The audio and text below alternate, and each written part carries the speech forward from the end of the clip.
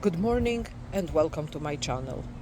Today I would like to share with you my Dendrobium aggregatum or Dendrobium lindleyi. I think lindleyi is the newer name, but whatever the name is, the plant is the same, and I like the name aggregatum maybe because it's easier to remember.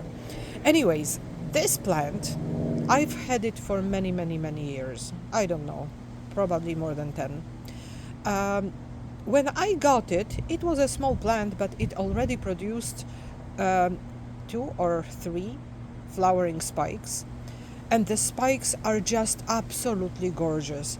The color of the flowers of this plant are just like scrambled eggs. It's something out of this world. I love this plant. It bloomed this year as well, but this year and last year, and I think the previous year as well, it only had one flowering spike. And on each spike there are like 7 flowers, so it's more than one flower. However, only one spike. And I am just trying to experiment with it. I'm trying to figure out what to do in order to bloom, for it to bloom more abundantly. And I will tell you what are my thoughts about it.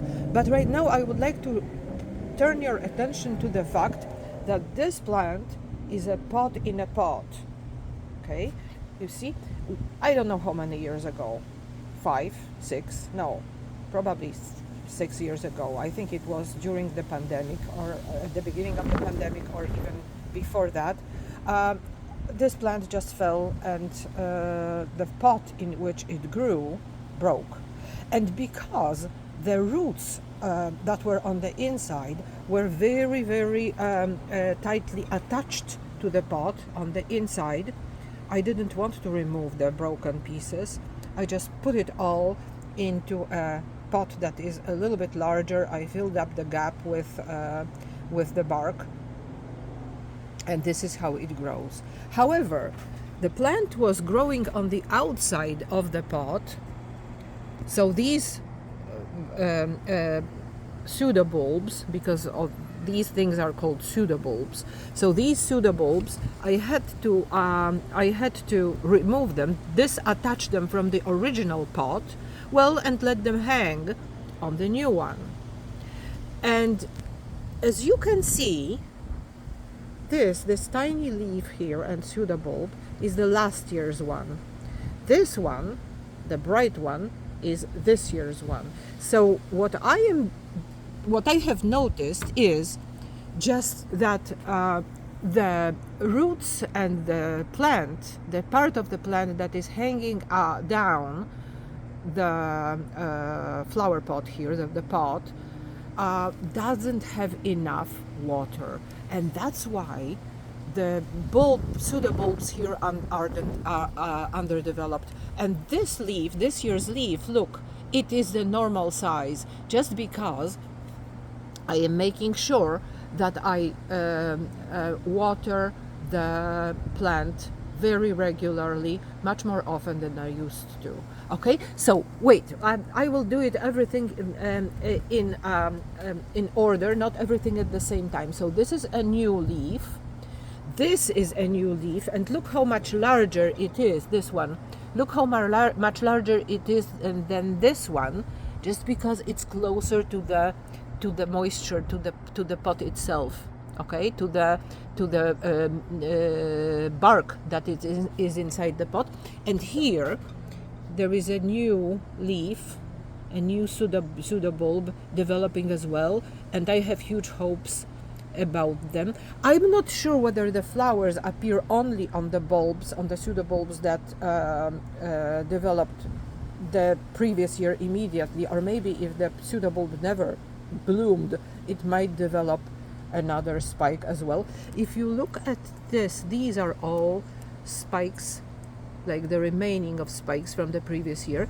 And this the long thing is that this year's spike, because it had one spike. And look, it is where it's the closest to the medium, to the bark, to the moisture. So it tells me that the lack of water might be the reason why this plant is not growing as nicely as it used to. So what I was doing before, and I am still doing it, I am soaking this pot in the water, and I sometimes add a solution of 2020 fertilizer to it, but I am doing it once a week, only when the plant is actively growing, which means during the summertime. So I soak it once a week in water for about 20 minutes or so. Okay, but on top of that, I put it under the running water in my sink for a very brief moment every morning, or every other morning, like if I remember every morning. If not, then less often than that. I just make this part wet, okay, and then the water evaporates throughout the day, but at least they start the day being watered. I could spray it, but I don't have a spray bottle, plus the plant grows on a shelf that is wooden, so I don't want to spray there. It's just, I just put it under the water, in the sink, just for a brief moment. I make it wet. The plant, apparently it likes moisture, but it doesn't like standing in water, okay? So it does need to dry out, but it doesn't need to be standing in water. So hopefully it works. And then somewhere at the end of October, beginning of November, I stop watering completely. I just, not even a drop of water. And then once the flowering spikes appear, which is in mid-March, beginning of April, once the flowering spikes appear, then I start the routine of watering the plant, of soaking it in the water. And right now I'm adding this part of passing it under running water almost every day, but in the morning. I don't want to leave the plant wet, the body of the plant wet overnight. Okay? So in order to make the plant bloom, because it has bloomed every year for me, I need to put it into dormancy, not watering it from mid-November till the moment new flowering spikes appear. That's one thing. The temperature in the room where the plant is resting in the winter is a little lower than everywhere else, because the room is unheated. So at night there easily can be 10 degrees Celsius when it's really, really, really, really cold outside. But on regular nights in winter time, it's always less than 20 Celsius degrees, maybe 16, maybe even less than that.